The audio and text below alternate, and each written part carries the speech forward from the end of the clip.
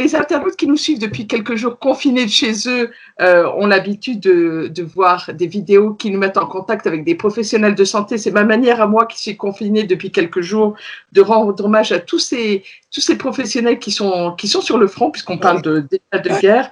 Je propose cette fois-ci, on a fait l'Algérie, on a fait le Canada, on a beaucoup parlé en France, on a fait, qu'est-ce qu'on a fait? On va bientôt faire l'Allemagne et les États-Unis. Et là, je vous propose d'aller d'aller retrouver avec grand plaisir une amie suisse. Bonjour, chère Rosette. Bonjour, comment vas-tu? Très bien, et toi? Très bien. Avec un sourire aussi radieux, on ne peut qu'aller bien. Ouais. Rosette, ça n'est pas par hasard que je te sollicite. On va expliquer en quelques minutes la raison de ma sollicitation, mais je voulais te remercier parce que, avant toute chose, c'est une amie de l'Algérie que je retrouve aujourd'hui. Oui, vraiment.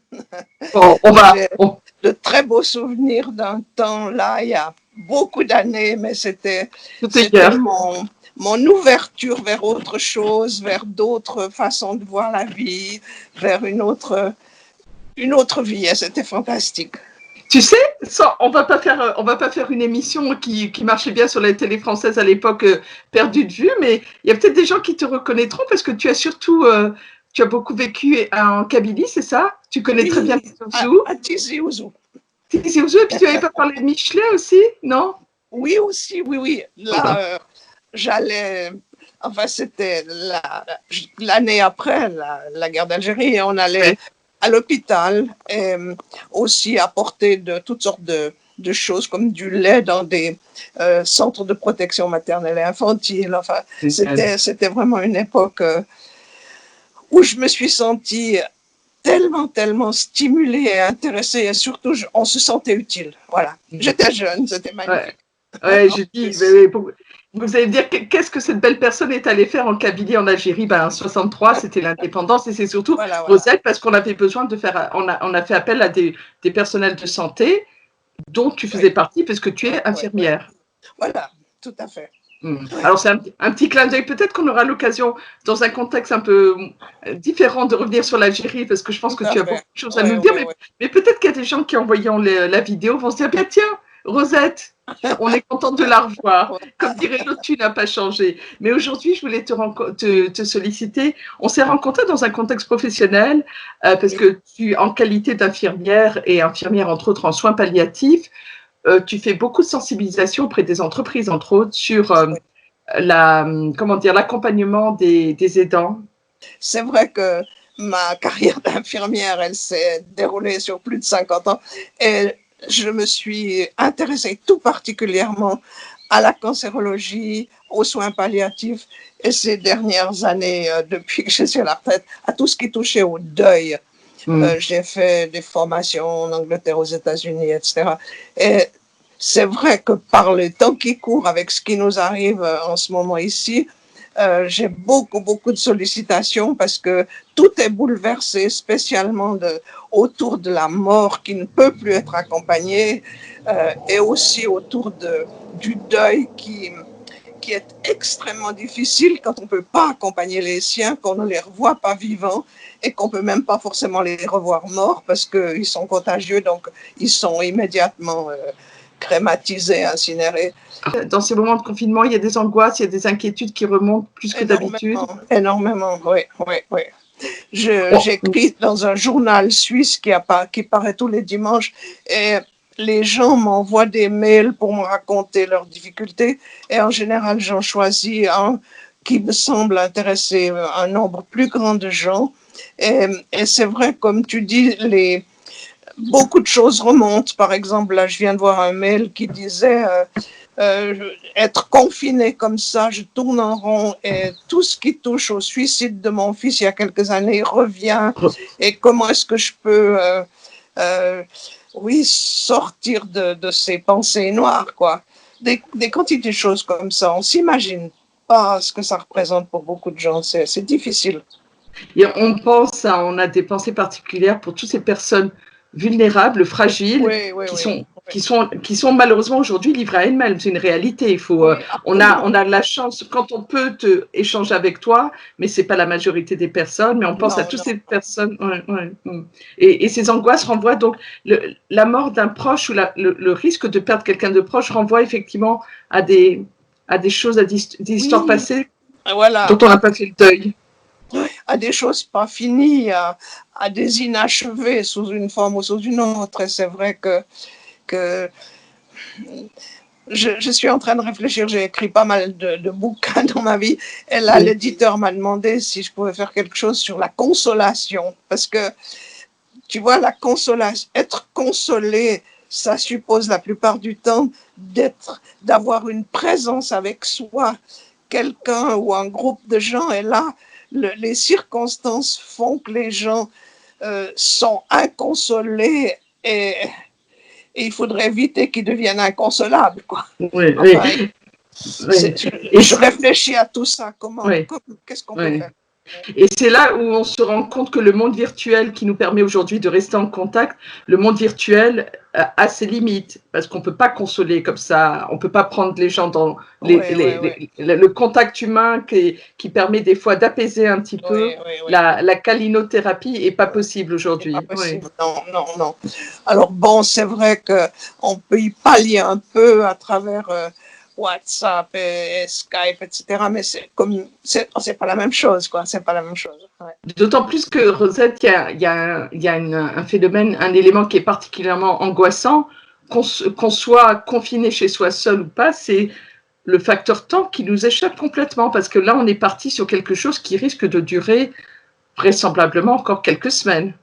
Ah oui, en tout cas, je viens de voir tout à l'heure un mot de la présidente européenne qui dit les personnes dans les EHPAD, il ne faudra pas imaginer qu'elles pourront sortir avant novembre. Alors je me dis, oh là là, c'est terrible, c'est terrible.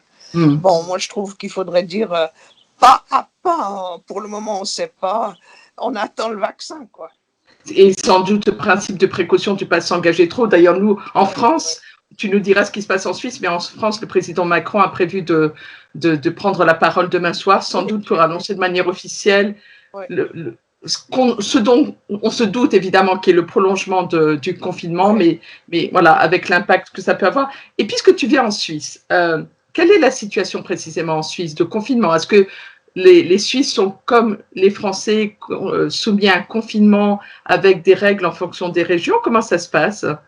Non, on a notre présidente aussi de la Confédération on a un confinement qu'elle appelle modéré, c'est-à-dire qu'on est censé rester chez soi, mais on peut sortir pour les mêmes raisons que les Français, mais on n'a pas besoin de papier, de vérification, etc. Et on ne peut pas se promener à plus de 5 ensemble. On doit garder les 2 mètres si possible, de distanciation sociale. Enfin, toutes les règles sont les mêmes, mais le confinement est un peu plus léger, je dirais. C'est-à-dire je peux décider d'aller marcher, je ne serai pas limitée dans le temps qui m'est imparti et je n'aurai pas besoin de présenter un papier. Mais ceci mis à part, c'est à peu près la même chose, quoi. Oui. Et la situation, parce qu'on entend très très peu parler de la Suisse, autant on entend parler de l'Allemagne et de l'Italie pour des raisons différentes, mais quelle est la situation de l'épidémie en Suisse? On est quand même pas mal impacté aussi. Oui. En termes statistiques, on est très touché pour la grandeur de la population. Mais disons que notre problème central, c'est qu'on est à la frontière italienne et qu'on a un très grand nombre de frontaliers qui viennent travailler en Suisse de la partie la plus touchée en Italie. Voilà. Et puis, on a la même chose du côté de Bâle, à l'est de la Suisse, à l'ouest de la Suisse. On touche l'est de la France, le Grand Est. Et alors, là aussi, il y a énormément de frontaliers. Et la Suisse avait bien sûr décidé de ne pas empêcher ces frontaliers de venir. On en a besoin. Ce sont souvent des gens qui travaillent dans le domaine de la santé, etc. Donc, on a laissé ouvert. Et je pense qu'on a partagé le virus avec un peu l'Italie et la France, quoi. Sans doute. Est-ce que tu toi-même, pour toi, pour tes proches, tu as des inquiétudes où tu te dis non, les dispositions qui sont prises sont suffisantes et c'est une histoire de tenir encore bon quelques semaines. Quel est ton avis, toi, parce que tu as baigné dans le domaine de la santé, tu as exercé, tu as été au Oui. contact des patients. Ton sentiment par rapport à cette épidémie? C'est dangereux parce que c'est un virus enfin, qui se propage d'une façon tellement rapide et par différents moyens que il y a des gens en Suisse centrale où ils sont le moins touchés. Il y a la prieure d'un couvent complètement fermé Oui. qui est morte de ce virus il n'y a pas longtemps. Et ils ont cherché à savoir au monde comment ce virus est entré dans une communauté cloîtrée, complètement cloîtrée. Alors voilà, on se dit, moi j'ai un peu de soucis pour mon frère qui a en même temps un cancer qui a commencé et il doit aller suivre des chimios, etc. Et je me dis, ça fait beaucoup de contacts avec l'extérieur alors qu'il a aussi près de 80 ans. Mais voilà, il faut aussi, mon point de vue à moi, c'est on prend les précautions et voilà. Tu sais, j'aime beaucoup cette histoire arabe qui dit c'était un homme très pieux qui avait beaucoup de chameaux et un serviteur. Et puis, il entre dans l'auberge lorsqu'ils font un arrêt. Et le serviteur entre tout de suite aussi. Il lui dit, mais enfin, est-ce que tu as attaché les chameaux? Et le serviteur dit, non, maître, comme tu me l'as montré, j'ai prié. Alors il lui dit, oui, très bien, maintenant tu pries et tu attaches les chameaux. Et j'aime beaucoup ça. Je me dis, voilà, on fait ce qu'on peut faire, tout ce qu'on peut faire. Et au-delà de ça, il y a des impondérables qui au fond, ne dépendent pas de nous, je crois. Est-ce que la parole a encore plus d'importance dans ces moments où on est éloigné, livré souvent à soi-même et comme tu l'évoquais tout à l'heure, où nos vieilles angoisses, nos angoisses souvent cachées reviennent? Est-ce qu'il faut continuer à parler? Et comment fait-on pour parler? Oui, il faut continuer à parler. On est quand même dans une société où les gens n'ont pas beaucoup l'habitude de parler. Moi, ce que je dis aux gens autour de moi, il faut surtout dire notre amour, finalement. Tu sais, j'ai une longue carrière avec des personnes en fin de vie, et souvent les gens en fin de vie, ils disent, c'est dommage, j'aurais tellement dû dire aux gens que je les aimais pendant que je pouvais. Ouais. Et moi, je dis aux gens, qu'est-ce que vous voulez dire quelquefois? On ne sait pas quoi dire, mais en tout cas, appelez-les souvent et dites-leur que vous les aimez et combien ils sont importants pour vous. Et puis voilà, puis si quelque chose se passe, vous aurez toujours cette impression, au moins j'ai fait part de cette chose centrale, quoi. Voilà. Oui, nous qui nous plaignons toujours de ne pas avoir le temps de voir les gens qu'on aime, de faire ceci, de faire cela, là, par la force des choses, on a tout le temps nécessaire, mais on se rend compte qu'on ne l'utilise pas toujours à bon escient. Voilà.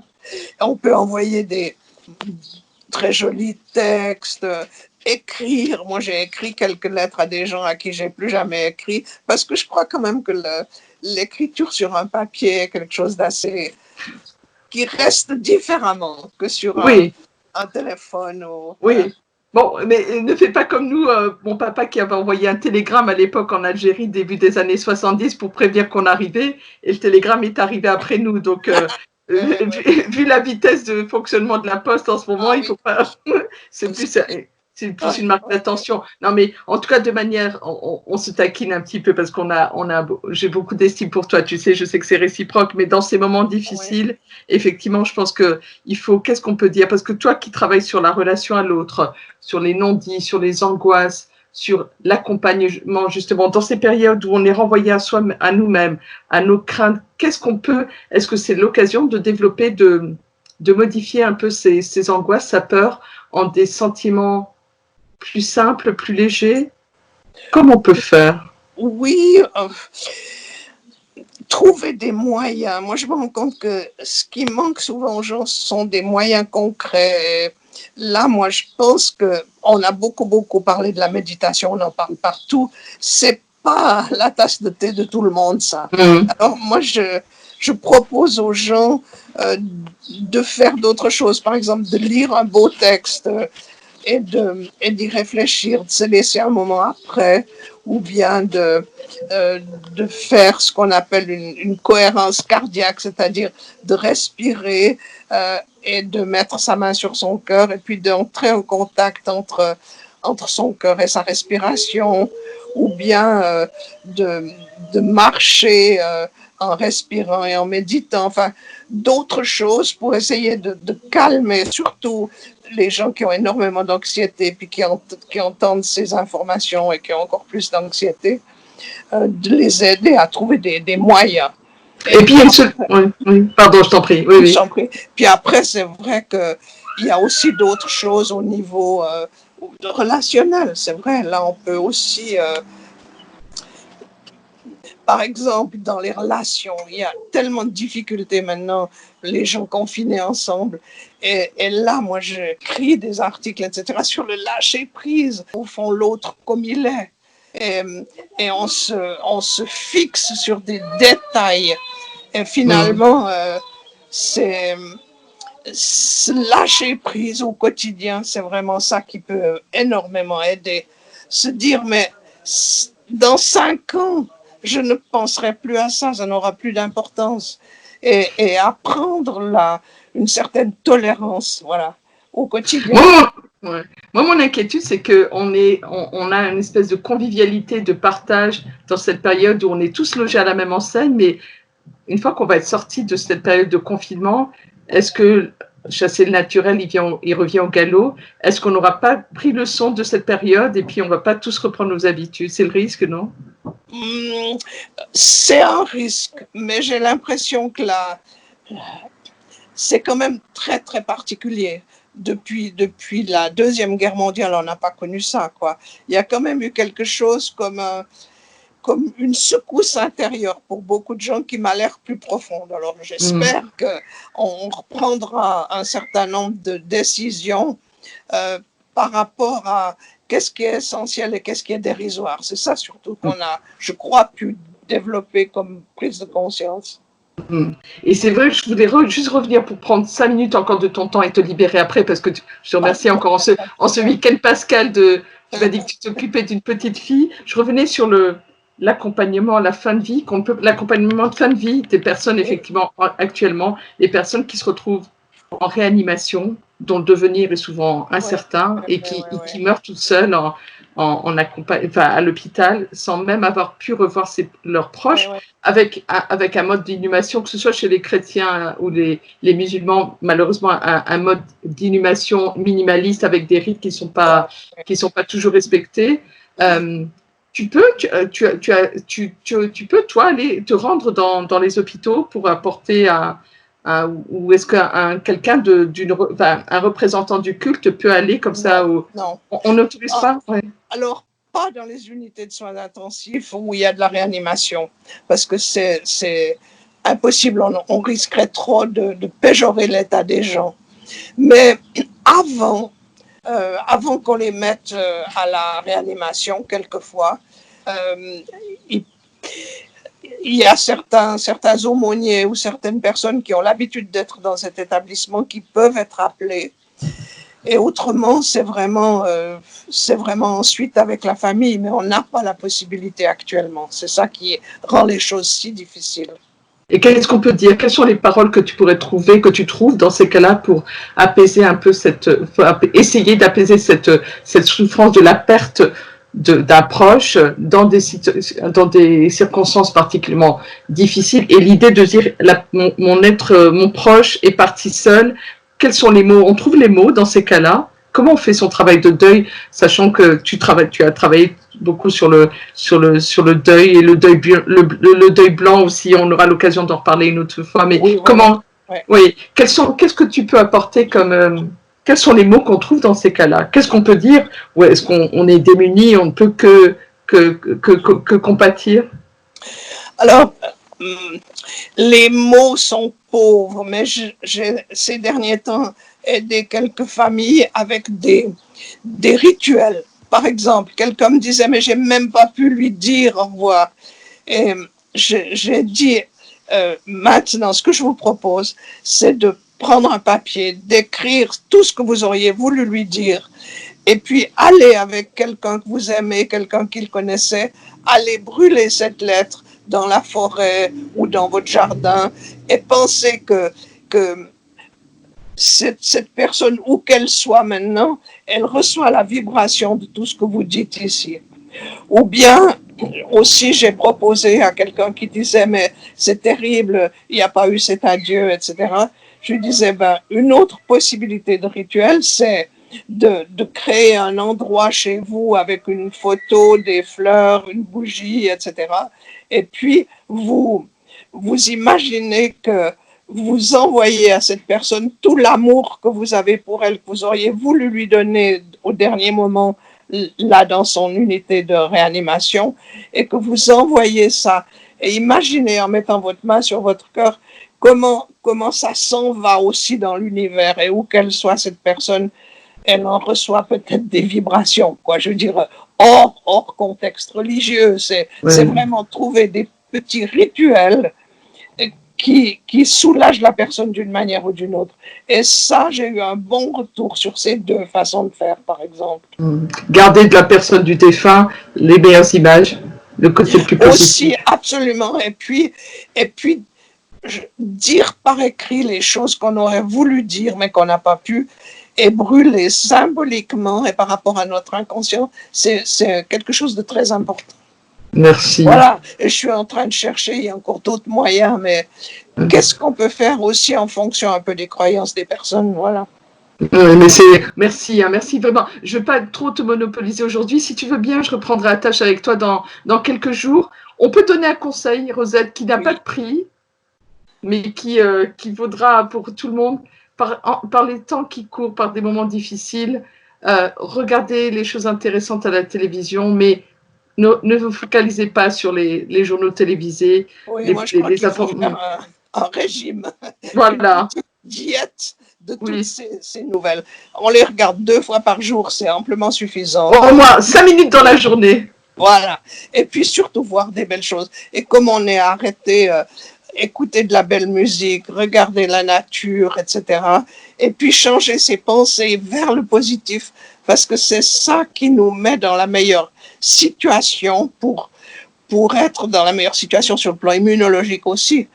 Parce qu'on enlève en nous ce cortisol, cette hormone que fait le stress, en regardant des belles choses et en étant en contact avec la beauté. Eh ben là, je viens de prendre un bol de belles choses, là, puisque j'ai partagé quelques moments avec toi. Je t'en remercie. Merci d'être là pour nous, pour les gens qui nous verront sur Internet ce lundi de Pâques. Toute mon affection va vers toi, Rosette, et tes proches. Oui, moi je dis aussi à chacun que la paix soit avec vous. Voilà. Merci. Et on est d'accord, qu'on le soit croyant ou pas, là c'est nos croyances en des êtres meilleurs, et dans des moments difficiles, il faut accepter qu'on ait besoin de se raccrocher à des valeurs qui sont peut-être immatérielles, mais qui nous permettent de... Des valeurs, voilà. Et la force de l'univers. Chère Rosette, je t'embrasse très fort. De loin, hein. De loin.